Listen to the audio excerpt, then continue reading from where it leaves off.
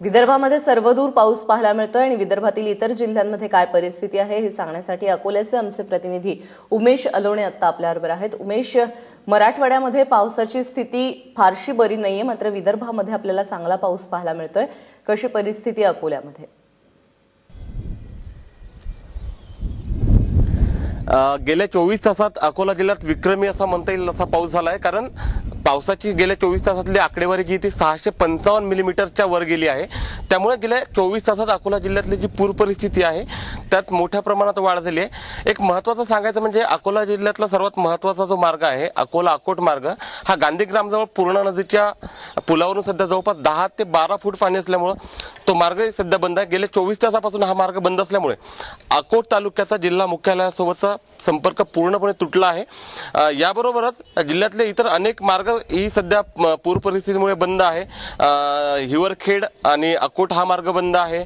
त्यानंतर दर्यापूर अकोला मार्ग बंद आहे आणि यासोबतच हे अनेक मार्ग बंद असल्यामुळे या जिल्ह्यातली वाहतूक जवळपास ठप्प झाल्याचं गेल्या 24 तासात आपल्याला पाहायला मिळालं।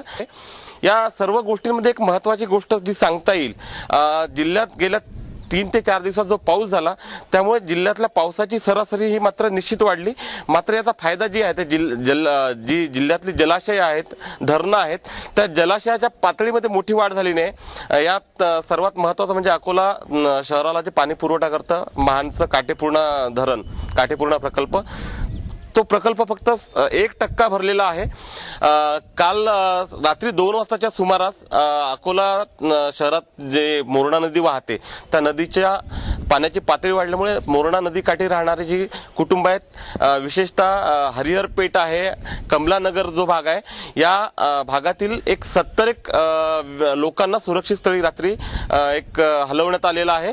आणि सध्याची जी जिल्ह्यातील पावसाची स्थिती आहे, आजही पाऊस सुरूच राहण्याची शक्यता आहे। त्यामुळे आणखी पुढच्या 24 तासात अकोला जिल्ह्यातल्या पुराची आणि पावसाची परिस्थिती आणखी तशीच कायम राहण्याची चिन्ह आहेत। उमेश, धन्यवाद या सगळ्या सविस्तर माहितीबद्दल।